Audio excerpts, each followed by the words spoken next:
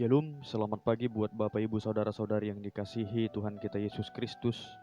Dimanapun kita berada, kiranya kita selalu dalam lindungan Tuhan dan dalam keadaan sehat. Bapak Ibu Saudara-saudari yang dikasihi Tuhan, sebelum kita melangkah kepada aktivitas yang akan kita lakukan pada satu hari ini, seperti biasa Bapak Ibu Saudara, mari kita sejenak mendengarkan firman Tuhan untuk hari ini. Untuk itu Bapak Ibu Saudara, mari kita satukan hati pikiran kita bersatu di dalam doa. Segala puji syukur kembali kami ucapkan kepadamu ya Tuhan kami, karena di mana sampai saat ini Tuhan, Engkau masih memberikan kami nafas kehidupan.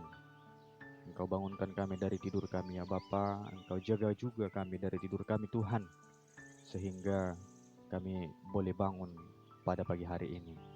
Untuk itu Tuhan, sebelum kami melangkah kepada aktivitas kami yang akan kami lakukan satu hari ini, kami datang ke hadapan-Mu ya Tuhan untuk mendengarkan sebagian daripada firman-Mu yang akan menjadi awal dari aktivitas kami. Untuk itu Tuhan, kiranya Engkau buka hati dan pikiran kami pada hari ini, sehingga kami boleh bersekutu dengan firman-Mu dan dapat mendengarkan firman-Mu dengan baik. Berfirmanlah Engkau ya Tuhan di tengah-tengah kehidupan kami pribadi lepas pribadi, sebab kami telah siap untuk mendengar. Hanya dalam nama anak-Mu Tuhan Yesus Kristus kami telah berdoa dan mengucap syukur. Amin.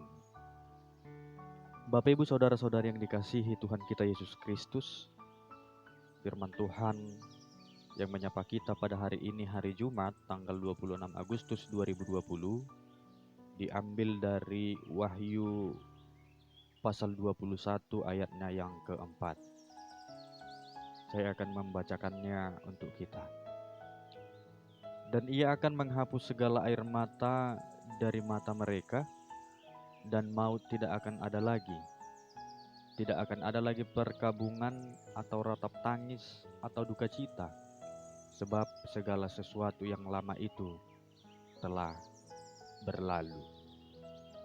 Jadi apusan nide batama nasa ilu-ilu nasida sian mata nasida, dang adong be hamatean nang arsa niroha, nang angguk-angguk nang nahacit, dang disibi ainung ngasalpu naparjoloi. Demikian pembacaan firman Tuhan. Bapak Ibu Saudara-saudari yang dikasihi Tuhan kita Yesus Kristus, berangkat dari firman Tuhan pada hari ini yaitu Wahyu. Wahyu ini sering dipakai untuk menjadi kekuatan dan pengharapan bagi kita yang sedang mengalami pergumulan atau kedukaan. Tetapi kalau boleh kita tahu, apa maksud dari ayat ini? Bagian firman ini akan lebih jelas ketika kita membandingkannya dengan Kejadian pasal 3 yang menyatakan tentang kejatuhan manusia ke dalam dosa. Ketika manusia jatuh ke dalam dosa, ada satu konsekuensi yang terjadi di dalam kehidupan manusia. Ada kesakitan, ada penderitaan, ada sakit penyakit, ada pergumulan kehidupan, dan juga ada kematian.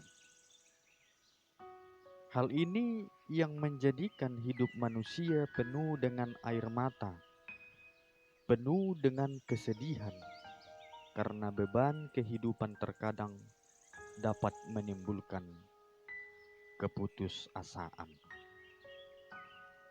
Bapak Ibu Saudara-saudari yang dikasihi Tuhan kita Yesus Kristus, melalui persekutuan dengan Allah di dalam Kristus Yesus, kita manusia memiliki pengharapan bahwa sakit penyakit, kesulitan, kedukaan, bahkan maut sekalipun tidaklah lagi dapat menguasai kehidupan kita.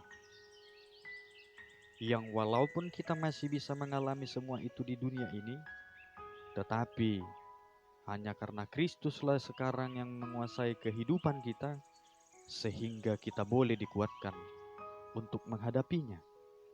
bahkan kematian akan berganti dengan kehidupan yang kekal bersama dengan Tuhan. Inilah yang menjadi pengharapan bagi setiap kita orang percaya di dalam Kristus.